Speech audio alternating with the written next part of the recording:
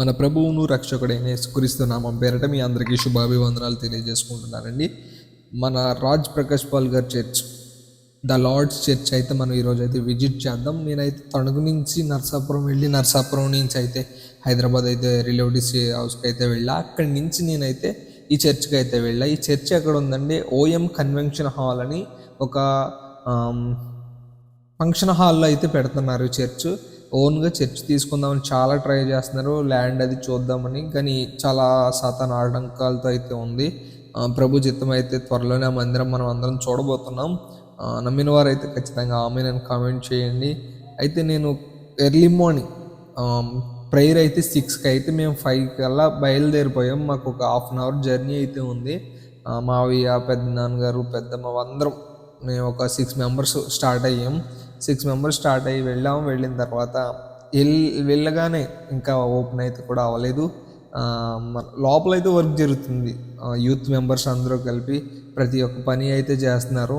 మేము వెళ్ళగానే ఈ యొక్క సెట్టింగ్ అంతా చూడగానే రాజ్ ప్రకాష్ పాల్ గారు ఇంత చర్చ్ పెద్దగా అనుకున్నాను. ఆయన సెట్టింగ్ అంతా ఇప్పుడున్న జనరేషన్లో ఒక నెంబర్ 1 సెట్టింగ్లా ఉంటుంది. ఆయన వేసిన టెంట్ హౌస్ ఏంటి, ప్రతిదీ ఆయన చేసింది. వెళ్ళగానే చిన్న the Lord's church welcome to అని ఒక చిన్న బోర్డు అయితే ఉంది. అది చూసినాక ఇంకా లోపలికి ఎంట్రీ అయితే అయిపోయాం. ఎంట్రీ అయిన తర్వాత మేము వెళ్ళేటప్పటికి డోర్లు ఓపెన్ చేయలేదు, వెళ్ళాక మాకు ఓపెన్ చేశారు. అప్పటికే చాలామంది యూత్ అయితే వర్క్ అయితే జరుగుతుంది. కుర్చీలు అవి వేస్తున్నారు, టేబుల్స్ అవి వేస్తున్నారు. అలాగే చాలా పర్ఫెక్ట్గా అయితే ఒక మ్యాక్సిమం ఒక 20K పీపుల్స్ అయితే అక్కడైతే పట్టవచ్చు, అంత బాగా ఉంది. ఈ లోపల మేము వెళ్ళి కూర్చున్న తర్వాత రాబర్టన్ అయితే వచ్చి తన మైక్ అది అంతా వర్షిప్ కావాల్సిన సెటప్ అంతా ఆయన చేసుకుంటున్నారు. మిగతా యూత్ కూడా ఎవరికి వాళ్ళు పర్ఫెక్ట్గా వర్క్ అయితే చేస్తున్నారు. ఈ లోపు ఒక ఆయన వచ్చి పోడియం మీద ఉన్న ఒక రెడ్ టవల్ అయితే తీయగానే నాకు చాలా హ్యాపీ అనిపించింది. ఎందుకంటే అది నేను వీడియోలో చూడడమే తప్ప రియల్గా చూస్తానని నేను అసలు ఎక్స్పెక్ట్ చేయలేదు. నేను అనుకున్న దానికి దేవుడు మార్గం తెరిచాడు. అంత దగ్గరికి వెళ్ళి రాజ్ ప్రకాష్ పాల్ గారిని చూడాలనుకున్నాను. మేము ఆయనకి టేబుల్కి చాలా దగ్గరగా ఉన్నాం. ఆయన ఉన్న స్టేజీకి పోడియంకి దగ్గరలో అంటే ఫస్ట్ ఇంకో 2 లైన్లు అయితే ఉన్నాయి. ఆ 2 లైన్లు ముందే మేము కూర్చున్నాం.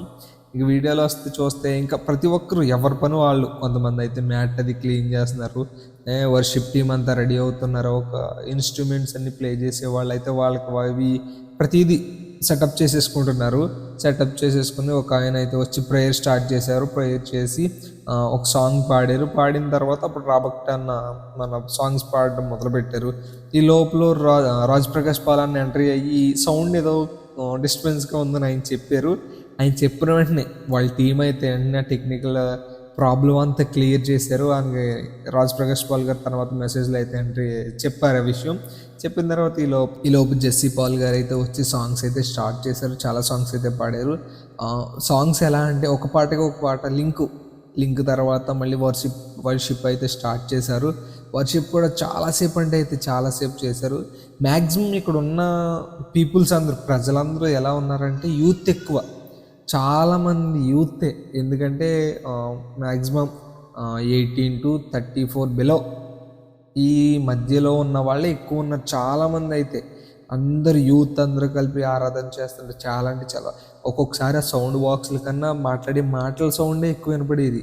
అంటే మాట్లాడడం అంటే పాస్టర్ గారు అయితే రాజ్ ప్రకాష్ పాల్ గారు, జెస్సీ పాల్ గారు వీళ్ళు చెప్పిన మాటలకి ఆన్సర్ చెప్పిన ఆ వాయిస్ ఎక్కువ వచ్చేది. అంత గట్టిగా అయితే వర్షిప్ జరిగేది, అంత గట్టిగా అయితే మాట్లాడేవారు, చాలా బాగుండేది. ఈ లోపు మేము అన్నీ చూస్తూ ఉండగా మెసేజ్ అయితే స్టార్ట్ చేయడానికి రాజ్ ప్రకాష్ పాల్ గారు అయితే వచ్చారు. వచ్చిన వెంటనే అయితే జస్ట్ అనౌన్స్మెంట్స్ ఇచ్చారు వేరే వాళ్ళు ఎవరో పక్క నుండి. ఈ లోపు రాజ్ ప్రకాష్ పాల్ గారు అయితే ఏం చేశారంటే, ఒక వీడియోలో చూసాం కదా మనం, ఆయన ట్యాబ్ అవి చాలా ట్యాబ్లు ఉన్నాయి, 3-4 ట్యాబ్లు పెట్టుకుని ఎదర ఆపరేట్ చేసుకుని సెట్ చేసుకుంటున్నారు. ఫస్ట్ సౌండ్ ఒకటంట, తర్వాత ఏమో LED స్క్రీన్స్, ఇవన్నీ మానిటర్స్ అన్నీ సెట్ చేసుకుని అప్పుడు కాన్ఫరెన్స్ గురించి జరిగిన మీటింగ్ గురించి కొంతసేపు మాట్లాడిన తర్వాత అప్పుడు వాక్యం అయితే స్టార్ట్ చేశారు. పరిశుద్ధాత్మ గురించి ఎక్స్ప్లెయిన్ చేశారు. ఇంకా ముందు వారాల్లో ఇంకా మనం పరిశుద్ధాత్మ గురించి మాట్లాడుకుందాం. ఈ పరిశుద్ధాత్మ అంటే ఎవరు, ఎలా వస్తుంది, ఎంతమంది మీదకి వస్తుంది, ఎవరి మీదకి వస్తుంది, ఇవన్నీ కూడా ఎక్స్ప్లెయిన్ చేశారు అయ్యగారు. అలాగే ఇంకా ఆరాధన లాస్ట్‌లో కూడా మళ్ళీ వర్షిప్ సాంగ్ అయితే మళ్ళీ పాడారు. చాలా అంటే చాలా హ్యాపీగా అనిపించింది. అవన్నీ నేను ఈ వీడియోలో ప్లే చేద్దాం అనుకున్నాను. కాకపోతే ప్లే చేయడం వల్ల కాపీరైట్ ఇష్యూస్ అయితే ఉండడం వల్ల అయితే నేనైతే ఆహ్, ప్లే చేయలేదు. అందుకని ఓన్లీ నేను మాట్లాడిన మాటలే పెట్టగలిగాను. ఇంకా చెప్పాలంటే అక్కడున్న సౌండ్ క్వాలిటీ ఏంటి, తర్వాత ఆయన చెప్పే మాటలేంటి, చాలామంది ఏమనుకుంటారంటే అమ్మో స్టైల్‌గా ఉంటారు ఈళ్ళు. జెస్సీ పాల్ గారి విషయంలో అయితే నేనైతే చాలా అంటే చాలా సంతోషించాను. ఎందుకంటే నేను వీడియోలో చూస్తే ఆవిడ మేకప్ వేసుకుని అమ్మో వీళ్ళు ఒక మాదిరిగా ఉండాలి, వీళ్ళు అసలు లేరు ఇలాగా అనుకున్నాను. కాకపోతే అక్కడికి వెళ్ళిన తర్వాత అర్థమైంది ఆవిడైతే ఎటువంటి మేకప్ వేసుకోలేదు. న్యాచురల్గా మామూలు మనిషిలాగానే ఉన్నారు ఆవిడ. లిప్స్టిక్ వేసుకుంటారు, ఐబ్రోస్ చేసుకుంటారు, తలకి ఫేస్కి అవి క్రీమ్స్ అవి రాసుకుంటారు అనుకుంటారు. కానీ నేను చూసిన ఫేస్ టు ఫేస్ చూసిన దాన్ని బట్టి అయితే నాకు అర్థమైందంటే ఎటువంటి మేకప్ లేదు. ఆ లైటింగ్ ఫోకస్ వల్ల అలా వస్తుందేమో కానీ ఎటువంటి మేకప్తో అయితే నాకైతే కనిపించలేదు. దేవుని నామముకి మహిమకరంగానే ఉన్నారు వాళ్ళు. అంతేగాని చాలామంది రూమర్స్ వస్తున్నాయి ఇప్పుడు, ఎందుకంటే ఇలా ఉన్నారు అలా ఉన్నారని. ఈ వీడియో ఎవరికి తప్పుగా అనుకోకండి. మీకు నచ్చితే ఖచ్చితంగా లైక్ చేయండి, షేర్ చేయండి, సబ్స్క్రైబ్ చేసుకోవడం మాత్రం మర్చిపోకండి. మరి ముందు కొన్ని వీడియోల్లో కలుద్దాం. అంతవరకు ప్రైజ్ ద లార్డ్ మీ అందరికీ.